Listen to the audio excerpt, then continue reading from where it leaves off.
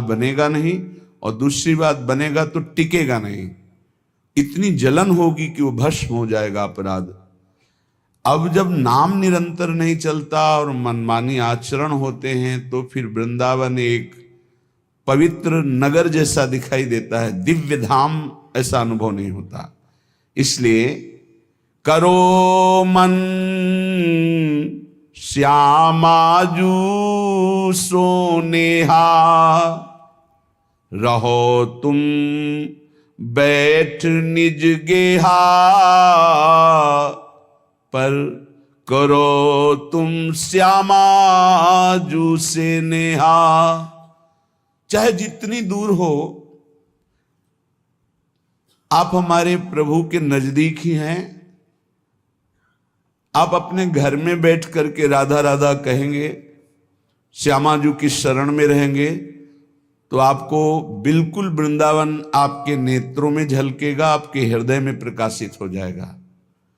वृंदावन जड़ देश नहीं है, ये चैतन्य चिदानंद स्वरूप है। चिदानंद ये सर्वत्र प्रकाशित होने की सामर्थ्य रखता है।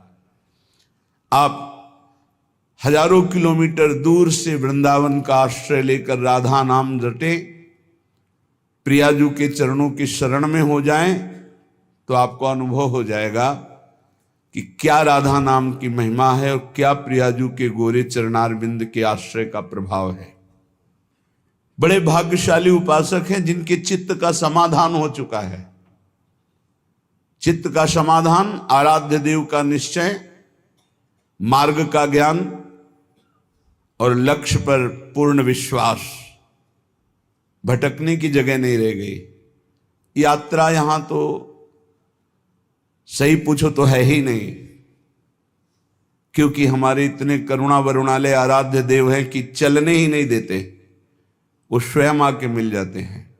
बस आप मिलने की प्रबल इच्छा करो। यहां का चलना ही यही है कि आपके हृदय में व्याकुलता पैदा हो जाए आराध्य देव के मिलने की। वो होती है रसिकों के संग से और खूब नाम जपने से। हमारी बात पर विश्वास करो, यदि नाम जप नहीं है तो हम बहुत ये सब देखे हुए हैं, शास्त्रों का ज्ञान। आप आश्चर्य मानेंगे, जिन महापुरुष की बात कर रहे हैं वो कह रहे हैं मैंने वेद संपूर्ण पढ़ा है, गीता जी की व्याख्या कर सकता हूं, साफ शास्त्रों का ज्ञान है, कोई भी शास्त्र आप बोलिए हमें पता है, पर मेरी स्थिति नहीं। इसलिए मैं आपसे कह रहा हूं कि अब आप ही एक ये बात, सब शास्त्रों का ज्ञान है, सब संतों से मिले हैं। अंदर की बात, निरंतरता लक्ष्य में ना होना, सातु दीर्घ काल निरंतर सत्कार सेवितो दृढ़ भूमि। हमारी प्रार्थना को समझना आप। वो कह रहे थे हमें वेदों का ज्ञान है, संपूर्ण वेद पढ़े हुए हूं। आप जिस शास्त्र को बोलेंगे वो सब शास्त्र, संपूर्ण महाभारत, इतिहासों में सर्वश्रेष्ठ, कोई ग्रंथ ऐसा नहीं जो हमने स्वाध्याय न किया हो। तो कमी क्या रह गई? यही बात एक वाराणसी से 65 वर्ष के आए हुए एक सन्यासी महात्मा ने कहा, वेदांत अनुशीलन करता हूं, गुरु सेवन करता हूं, रोज गंगा स्नान करता हूं, विश्वनाथ जी के 3 बजे प्रातःकालीन जल चढ़ाता हूं, दर्शन करता हूं, फिर भी मन अशांत है। वो वस्तु जो प्राप्त करना चाहिए वो नहीं प्राप्त है। सत्संग सुना आपका तो खिंचा केवल इसी बात के लिए चलाया हूं काशी से कि अब मेरे में त्रुटि क्या है। कई महान उत्तम साधना, उत्तम जिज्ञासु, ये कोई साधारण नहीं है, पर आपको सच्ची कहते हैं, गुरु कृपा से जो एक बात बचपन में मिली थी, वो बात, बच्चा भजन करने निकले हो, निरंतर प्रतिश्वास भजन करो। वो बचपन से बात बैठाल दी गुरुदेव भगवान ने, गुरु कृपा ने बैठाल दी। अगर आपका भजन निरंतर सच्चिंतन नहीं हो रहा, चाहे आप जिस मार्ग के हों, हर मार्ग का पहला कर्तव्य है संसार का विस्मरण।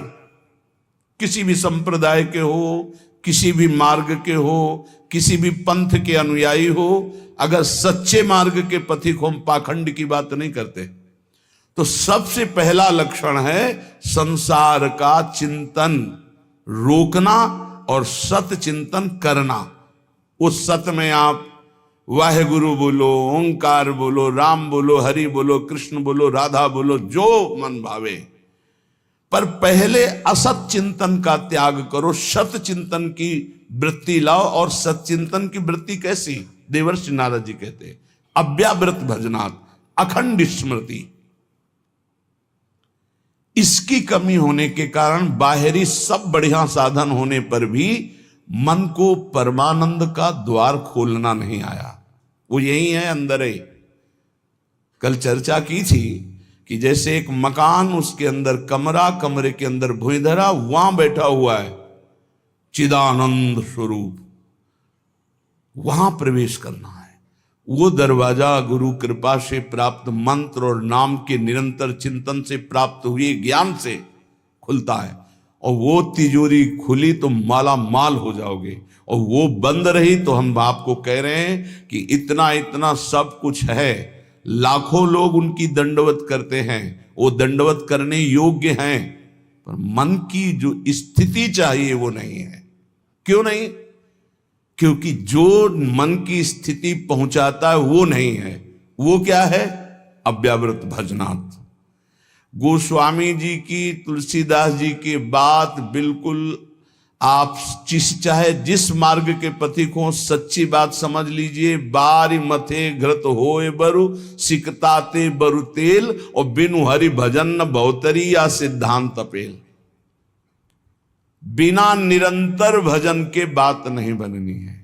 तो यहां कह रहे हैं करो मन श्यामा जू सो नेहा, रहो तुम बैठे निज गेहा, लगा है दांव ये देहा, न जाने योनि फिर के हा, चतुर जग में बड़ो कहिए। कौन? श्याम श्यामा के रंग रंगिए, ताप तन मन की जो सहिए, सदा श्यामा के गुण गहिए। जगत में जीव हरि प्यारा, सबन का श्याम रखवारा। जिन्हों के रूप रंग न्यारे, बनाए मैं इनकी जाऊं बलिहारे। सबन में दोष गुण मिश्रित, धरे हरि राखी निज आश्रित। विराजय आप अंतरहित, सबन में दूध में ज्यों घृत। बहुत सुंदर वर्णन। हे मन, तुम कहीं भी हो, भागने की जरूरत नहीं। इसे बहुत अच्छे से समझा जाए।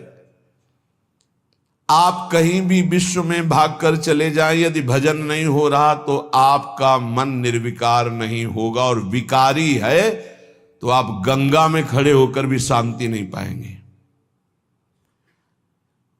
करोड़ों गंगा जी इस वृंदावन की रजकण की समानता नहीं कर सकती। गंगा जी भगवान के चरणारविंद का धोवन है, चरणामृत, और स्वयं प्रभु प्रेम स्वरूप प्रियालाल यहां खेलते हैं, तो समानता कैसे हो सकती है? क्या आपको वृंदावन में जो वृंदावन का प्रभाव है अनुभव में आ रहा है? हर समय प्रेम उमगन, हर समय रूप माधुरी की छकन नहीं है। क्यों? क्योंकि नाम जप नहीं। जितना नाम जप करेंगे उतना ही प्रकाश होगा, और वो यहां आप आओ या ना आओ। कल किसी साधक ने प्रश्न किया, जब मैं वृंदावन वास की बात सोचता हूं तो मेरा भाव कम हो जाता है, क्योंकि मेरी क्षमता नहीं कि मैं यहां के गुण दोषों से अपने मन को बचा पाऊं। जब मैं दोष देखता हूं तो मेरा भाव बिगड़ता है। इसलिए दूर रहकर जब मैं वृंदावन का भाव करता हूं तो बहुत रोना आता है वृंदावन के लिए। तो आपका इस पर क्या आदेश है? वृंदावन के प्रति भाव और चिंतन बने, बस यही खास बात है।